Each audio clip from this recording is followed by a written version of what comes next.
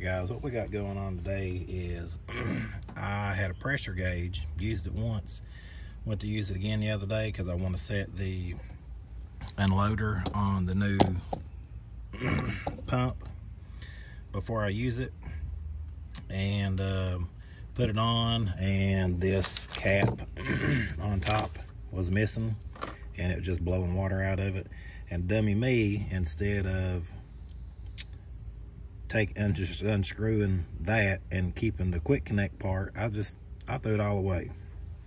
So I bought this at Napa. That's a 1/4 inch.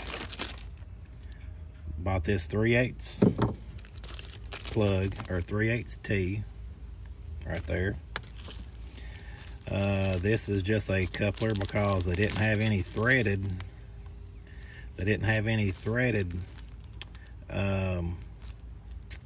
quick connects, and I was out and I needed one.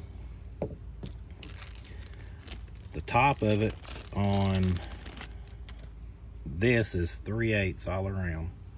This reduces the 3/8 to 1/4 to allow the gauge to go on.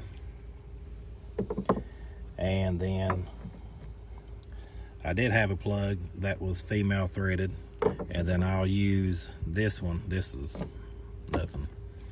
And then I'll use this quick connect with the coupler in it. And we're going to build a pressure gauge. All right, what I'll do is I have my adjustable wrench. I'm just going to keep tightening it, and what that'll do, it's going to keep tightening onto that, but it's also tightening it down into this 3/8 T also. So getting that tightened up. Another way, if you don't have a vise, this is what I always have to use because I don't have a vise. I just hold one of them with one. And honestly, guys, this is how I fix every fitting I have. It would be easier to have a vise, but I don't. So we're gonna call that good. Let's go ahead and wrap. Let's go ahead and wrap this one.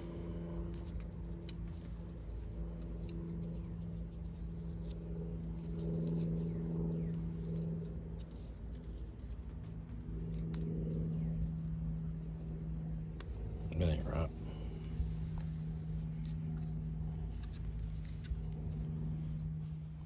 All right, so we got our plug wrapped. I know some of you guys may use True Blue, but I tried using True Blue once for pressure fitting, and I had leaks everywhere. Maybe I could have put more, or maybe I should have let it dry longer. I'm not really sure. But just like I would if I was doing anything else, I put my Teflon tape on it, hold it in place, tighten it up. That's good to go.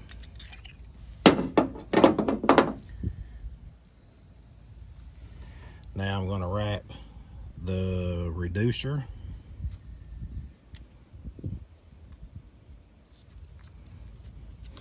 I was trying to keep galvanized with this, but galvanized didn't go down to 1/4 inch where I'm at.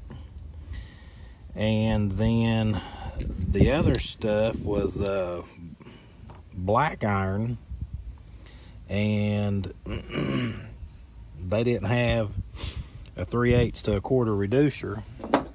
So if you're seeing this, it doesn't have to be galvanized, and it doesn't have to be brass like it's, you know, metal specific. But just take it in. I can hold this pretty easy and tighten it up. Tighten it up like that. I got my gauge wrapped. I'm gonna wrap the gauge. Now mind you, I'm doing this because I threw my other one away. I wish I wouldn't have thrown it away, but I need one, and I wasn't gonna be able to get here, you know, until, wasn't gonna be here for a few days. And I really didn't want to wait a few days for it to be here. I wanted to go ahead and have something. And I mean, no more than I use a gauge. This right here is going to be fine. That's going to be good for that. So we got quick connects on both sides. We got our pressure gauge. I got this at Napa. This I already had. It's a female, you know, using this T, use female plugs or use male male threaded 3/8 and a female 3/8, but I put barbs on it. And before I do anything, I'm just going to stick it on a pressure washer and make sure it doesn't leak. All right, so I have it on the pressure washer right here. I went ahead and left the downstream injector on and just connected it to the end. I took my whip line out and then just put it in place of that. So what I'm going to do is go over there and turn the water on and see if I have any leaks.